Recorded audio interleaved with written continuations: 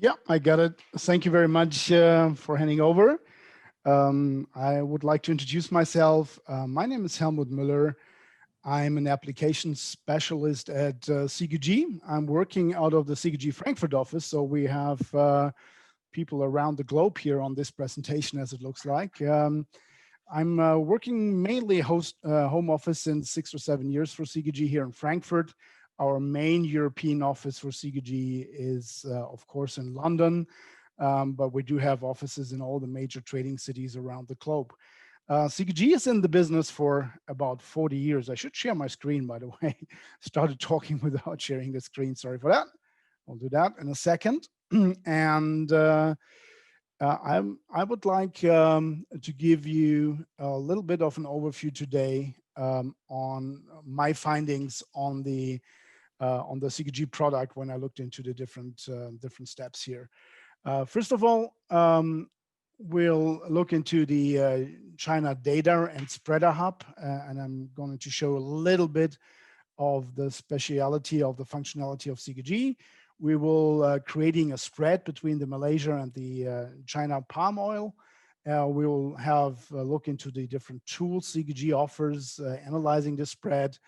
And at the end, we will place an order on the spreader on a live account. So I won't hold you too long on the PowerPoint. I would rather go into the real application instead.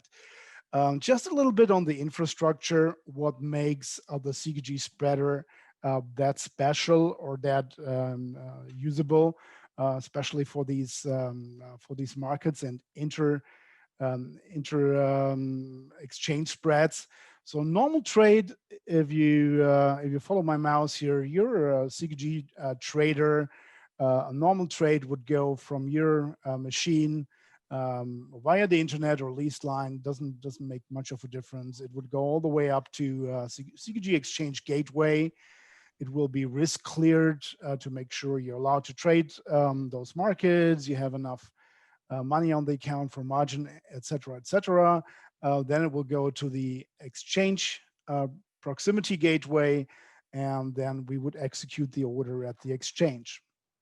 The data comes back, you get a fill back, so the whole way goes back to your client. The speciality on the CQG spreader engine is if you're trying to trade a spread on one exchange, like a calendar spread or something, or even intermarket spreads, the route is a little bit different. So the spread would go from your client, and we'll see that live in a second, through the gateway. It will be risk cleared that you're allowed to trade this, and you have the funds on your account to trade the spread. And then it will go to our proximity gateways at the exchange, or if you trade a spread between two different exchanges, what we're going to show in a second, it will reside on the gateways. And every cancel replace the system needs to do now does not travel all the way back through the gateway and to your client, wherever you're located in the world. Just physically, even with high internet speeds and all the infrastructure, fiber optics we have in place, that travel time is limited by light speed physically, and therefore it will take time to travel back. And this is why we have our proximity gateways, where the cancel replaces once you started the spread trading is actually happening only between the gateway and the exchange. And the only feedback you're getting, of course, the prices, you get an information-based feed back where your orders are. And of course, if you get a fill, you receive that information back as well. So that's really the infrastructure part of the CQG spreader application. When I came into that meeting today, I partly changed the presentation a little bit of what I'm going to show, because all the very interesting input I was given when I started looking at this 2 weeks ago. First of all, the way you do it in CQG, you look at the data, see if we have the markets available. Of course, we have the crude palm oil futures from Börse Malaysia derivatives, and we have the palm oil from DCE. So we can use those charts for analyzing and for trading and for spreading, of course. Then the next step would be looking into the mathematics, how the different contracts are traded. So for me, that was the first step in how to get a spread on my chart. So the Bursa Malaysia contract, it's traded in 10 tons, and it's traded, sorry, that's the Chinese on the left-hand side. The Chinese traded in 10 tons, and it's priced in yuan or RMB per ton. And if I look into the Malaysian contract here, I had the first piece of relief because it was also traded per ton. So in Malaysian ringgit per ton, of course. So that makes it pretty easy to create a price spread in CQG graphically, which I'm going to show you in a second. And then I came up with this kind of spread formula. So I'm using the Malaysia contract, and I normalized it into with the exchange rate into US dollar because I wanted to see it in a dollar based. I added VAT and customs to it as a factor, and then I spread it against the Chinese contract, and I also transverted the RMB into US dollar. So that was my first approach. Because I'm in Europe and I'm not very familiar with Malaysian ringgit or RMB. So I thought like, okay, let's put in something globally useful like US dollar. I built a second spread, and I show the difference in a second on the live system. If you're an onshore Chinese trader, you don't want to transfer everything into US dollar. Then you could simply use the same spread, the Malaysian contract, put the VAT and the customs to it, and then just calculating the conversion rate between Malaysian ringgit and your RMB, and you're set. A little side note here, or two side notes actually, I found out while trying to trade that spread live on the platform. First of all, the Malaysian, the Chinese is traded, oh, that was 124. China's trading 10 tons, and the Bursa Malaysia is trading 25 tons. So if you want to be risk neutral, you need to do that ratio while trading. It is not so important on the pricing, on building the spread, but if you put it on a trade, you have to consider the ratios between those two contracts. I think enough with PowerPoint. Let's put it on a real platform and see how that looks on a real live CQG system. So what you're seeing now is our CQG integrated client platform, also enabled with CQG spreader in order to place spread orders on artificial spread contracts. So first of all, I analyzed the crude palm oil on Bursa Malaysia. Down here with a little bit of a chart. I looked at the daily chart of the most recent contract, which is our February contract at the moment. And the first findings is it's very, very liquid. And that's important if you want to place any spread trades. Even if you go down to a 1 minute chart, you see there's constantly trading going on. So the contract is very, very active. What you also see from the volume figures down here on the chart. So it's trading in the highs per day. It's trading over 100,000 contracts per day at times. So it's really, really an active contract. So I thought, okay, check. That's good for me for building a spread between the two. So quick look into the Chinese contract on the DCE. Kind of the same picture. Even if you go down to smaller time frames, the charting, the analytics, everything looks pretty much intact, which is important for building tradable spreads. And when I looked at the volume figures, that was my first, okay, wow, there's some really, really significant volume going on the DC exchange that will definitely help us to create a spread between the two. As I said, because I'm offshore basically, so to speak. So I converted the two contracts into US dollars. So you can do that pretty simple here, taking the exchange rate, the FX rate from the two contracts, and then converting the Malaysian palm oil and crude future into US dollars. So that sums up somewhere with live prices around 851 US dollars per contract, and then doing the same, transverting the Chinese contract into US dollar. It trades a little bit higher. It's 1,015, it's per ton, price per ton. And then I used and then I thought, is there a correlation, or why is there a big gap in price difference? And if you're a buyer onshore China of that, and you want to buy that future, of course, you need to add the tax to it.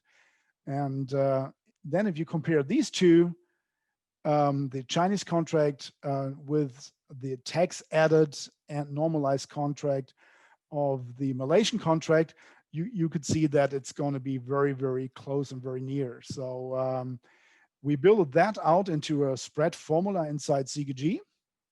This all happens here on the formula box, and I created two spreads.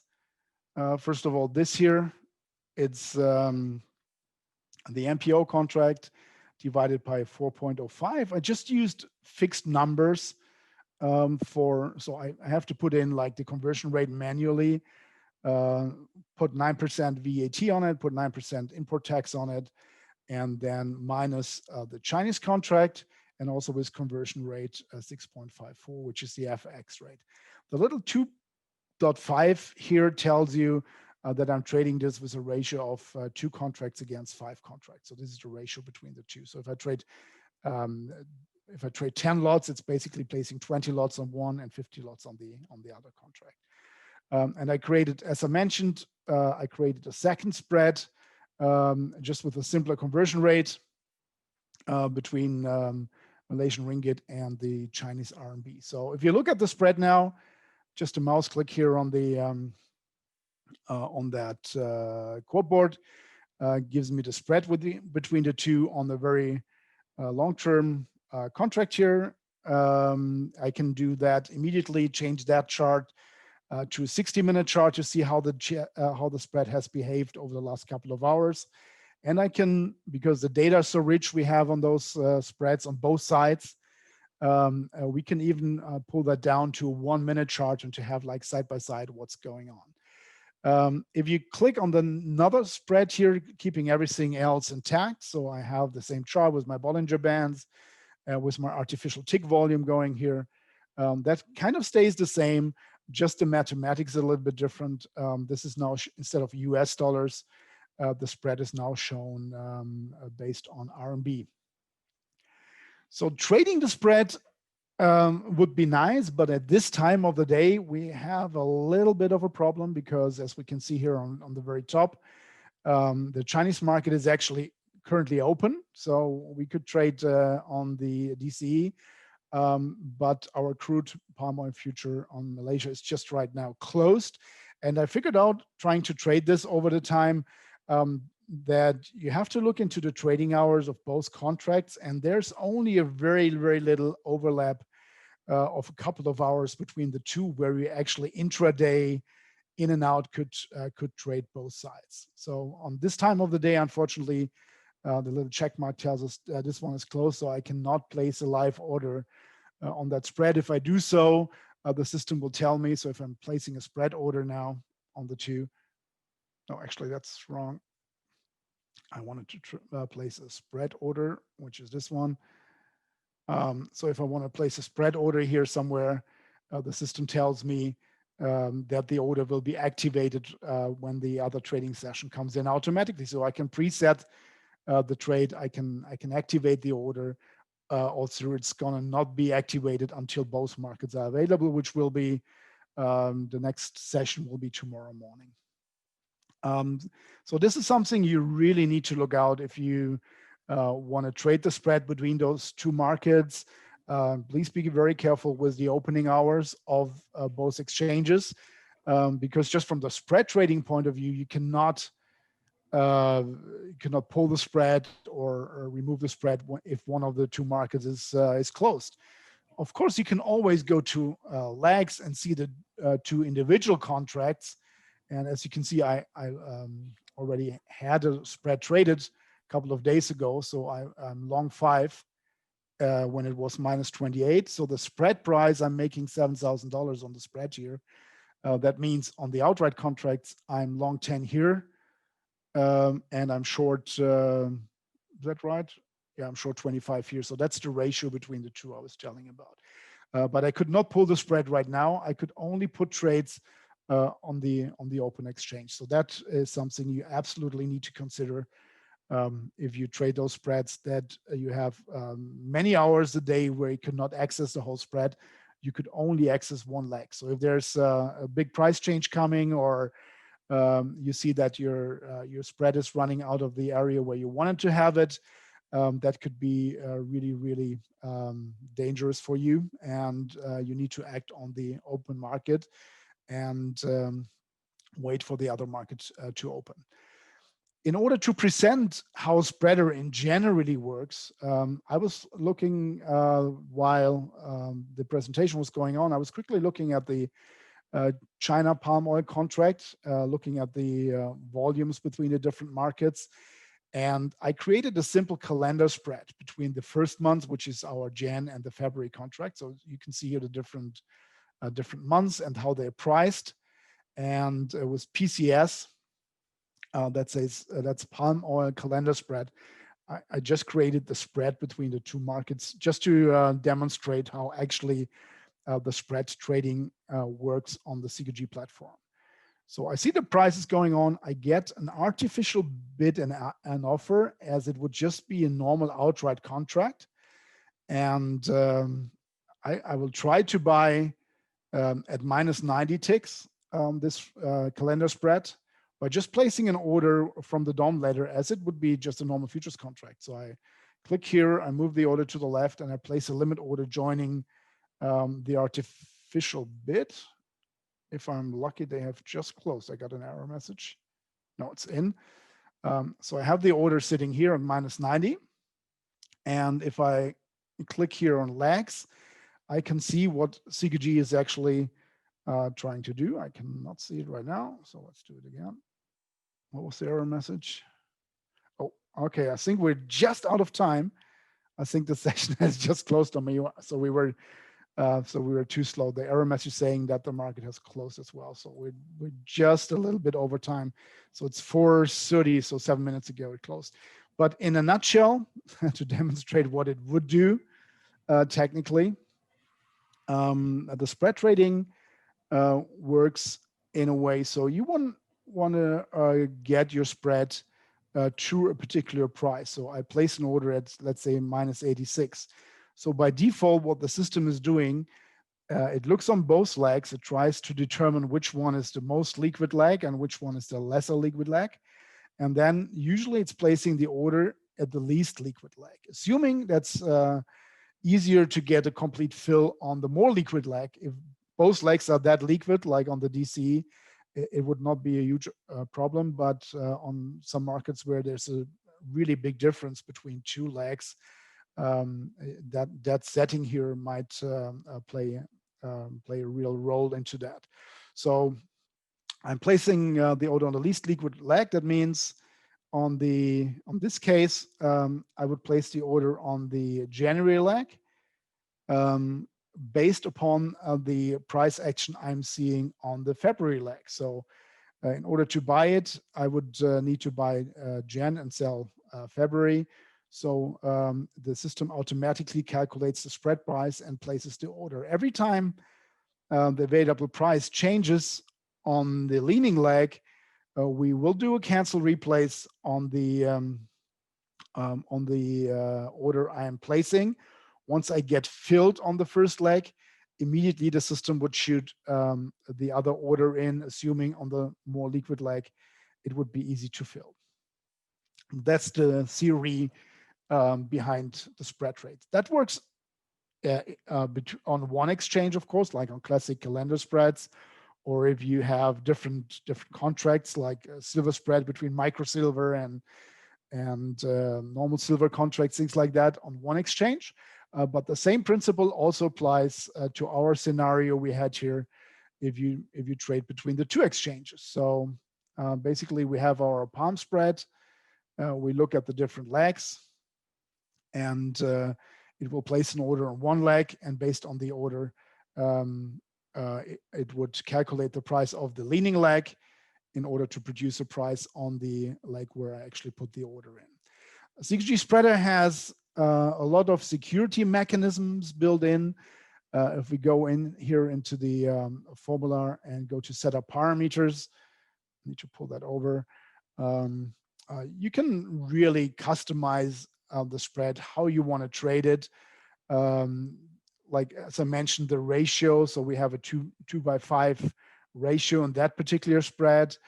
You could use price level controls. So if the spread is really out of the best bid, best ask, you can reduce tickets and don't place any orders if the spread is further away. Also another mechanisms to reduce messaging on the exchanges. And the opposite, you can build queue holders that you actually place orders to kind of front run the queues. And if you don't need the orders, the system would automatically pull it. You need to observe exchange regulations if this is allowed on the exchange or not. And we can predefine what the system should do if an order gets hung. So let's say it's incomplete. You get the buy on one leg, and at this very second, the other leg runs away from you, so you could not get filled and get your spread complete. You could trade yourself out of that situation. And I would say that's like situation-based. If you see that there's really an information coming into the market and it's running away from you, you can then, as a trader, decide whether you want to close the open leg. So you close the position you just opened on one leg, or you're closing the other leg to get the spread complete. But you need to pay up ticks, or you enter the other order as a market order just to make sure your spread is complete. And situational based, you can do that at any time. You get a warning from CQG and a pop-up message telling you that you're hung, and you can act on it. If you want to have an extra security layer on it, you can check the box and use predefined settings, what it should do if you're not filled on the other leg after a certain amount of seconds, for example. Then you can say, okay, it should be trading on the other side, or you allow it to do pay upticks. So there's various ways of predefining the spread trading to your risk controls, basically. I don't want to go out of the presentation without having a spread trade working. So the last thing I could do, a very liquid spread usually, and very active at that time of the day, of course. I'm just looking at the calendar spread of crude light. And I see that's -18 to -16. We're just placing an order here and see if we get something going here. If I show lags here on the crude, you could see it live in place. So it's looking at this second leg, it's looking at this leg here. And depending on how many volume is available here, it's placing the order. You can see the limit order here on the left-hand side on the executing leg. With the inefficiency in the markets on the different legs that people are just trading the outright future, you have a much higher chance to get filled on the artificial spread than you would have at the exchange traded spread. Some people come and say, yeah, why don't you just trade the exchange traded spread? And if I open a DOM letter and we look at the exchange traded spread side by side, so go CLE S1, which is the exchange traded side, you can immediately see, I already traded that before today. So we're long 5 in the spread, and it shows also on the exchange traded spread. You can immediately see that there's some 10,000 contracts, 10 and 12,000 contracts sitting on the best bid and on the best ask in front of you.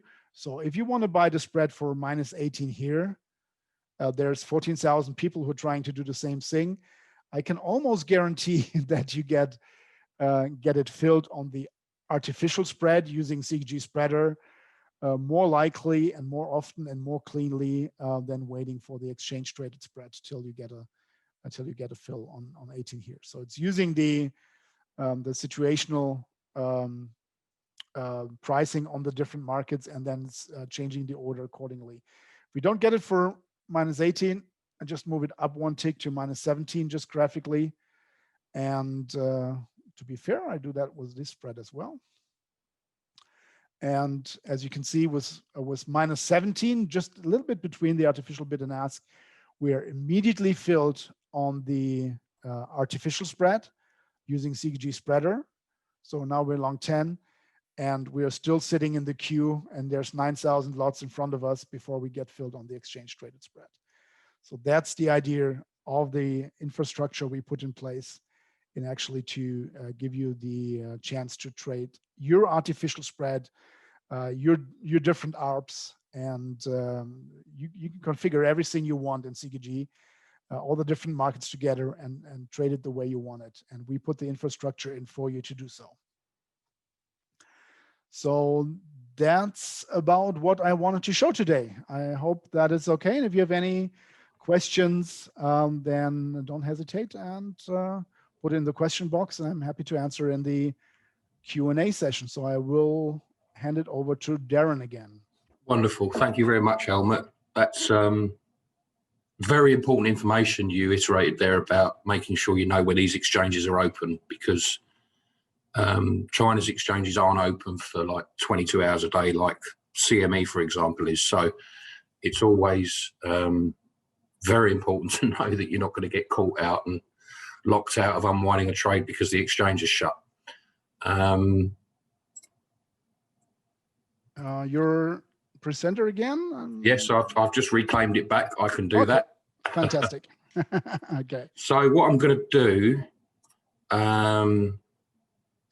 before we adjourn, I'm just going to pop up that chart of the soy oil and palm oil spread. So this is the 40-year spread. So you could arbitrage DCE or Bursa Malaysia palm oil versus CME soy oil. And as I mentioned before, that spread has been as wide as $400 a metric ton. I think last time I saw it was about 40. So it's not as correlated as DCE to Bursa Malaysia, but nonetheless, it moves. It moves about quite a lot. Now, I did have a question for David, if you're still with us, sir. Hello. Hello, sir. Now, I read in the press today that the Biden administration is preparing to enter the White House next month.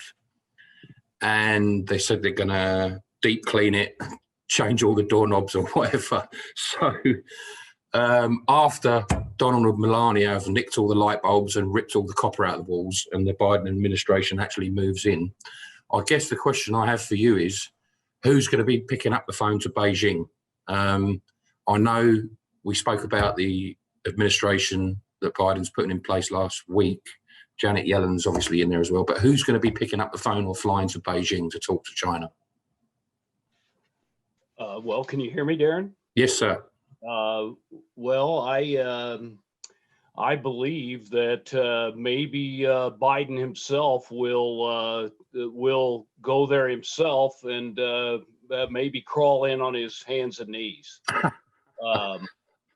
Well, you know, and I'm a market analyst, and I've seen how the psychology in the U.S. was they knew that a lot of trade relation agreements were bad, but it's always worse to do something about them and what'll happen as opposed to fixing them.